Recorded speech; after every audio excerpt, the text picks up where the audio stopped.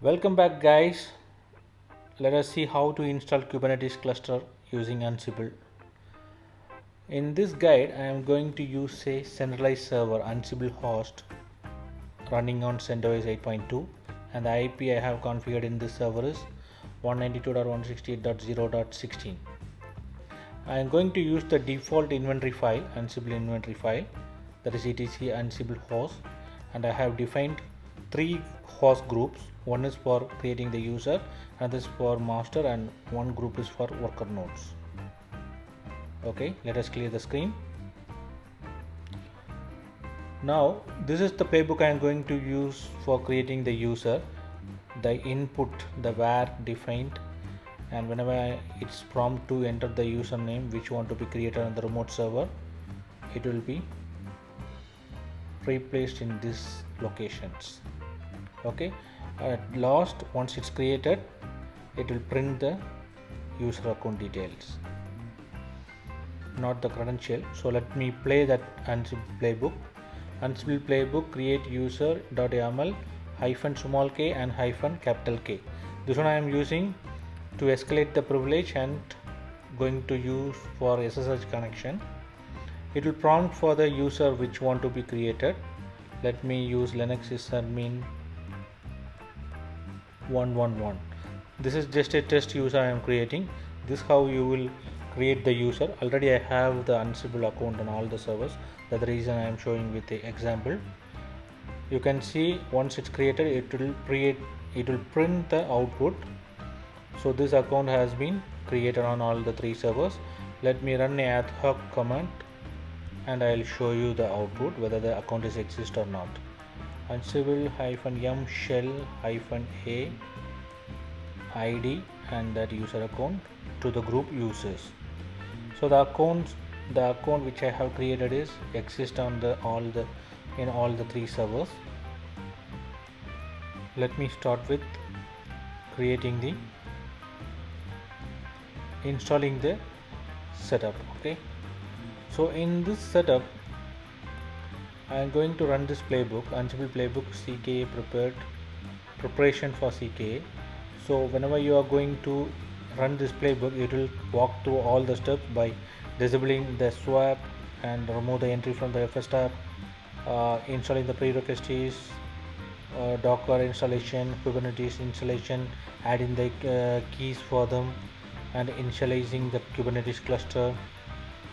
Everything will be taken care by running this playbook. So once the installation is completed, I have configured the playbook to reboot all the nodes. The reboot will take minimum 1 to 2 minutes, not even 2 minutes. After that, it will pause for 20 seconds. Then again it will prompt to enter the pod network details and the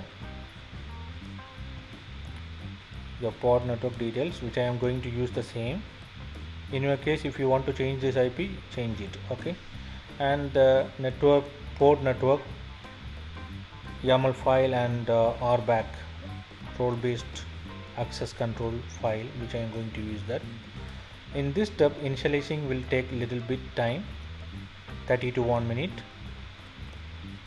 After that, once it created with all the configuration, still it's continuing.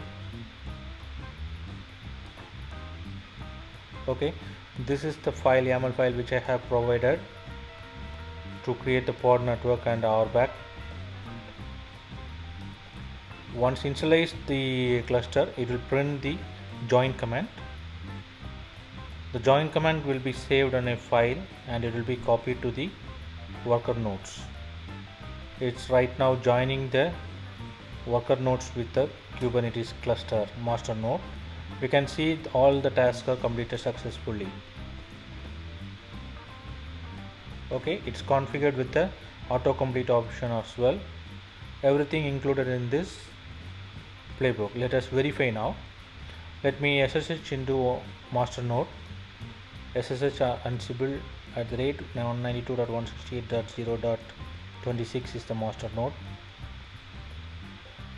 and let me run the command. You can see the autocomplete has been configured. That's the reason the commands are getting autocomplete when I am using the tab.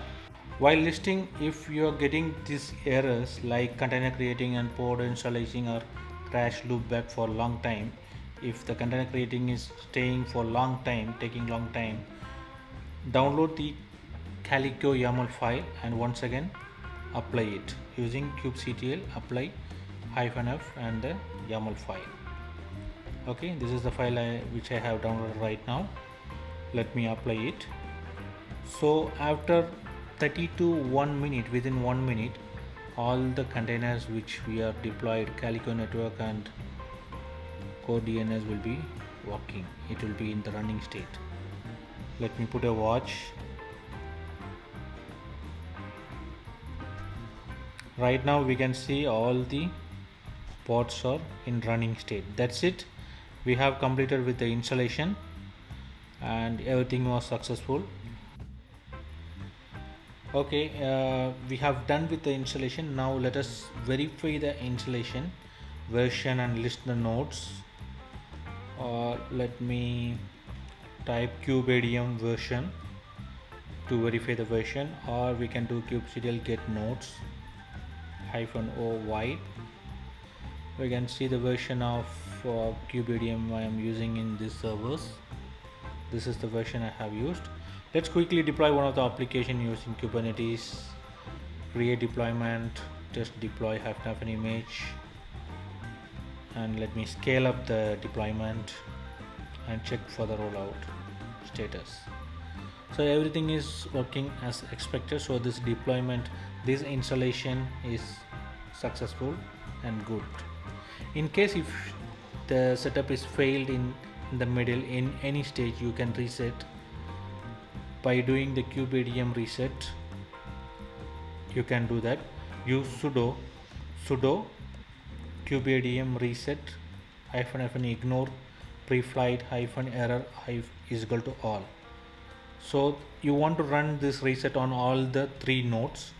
Right after resetting all the 3 nodes, you can once again run the playbook so that it will fix all the errors. The second time when the playbook is running, it will not take much time and it will go smoothly. That's it. Thanks for watching. Like and subscribe.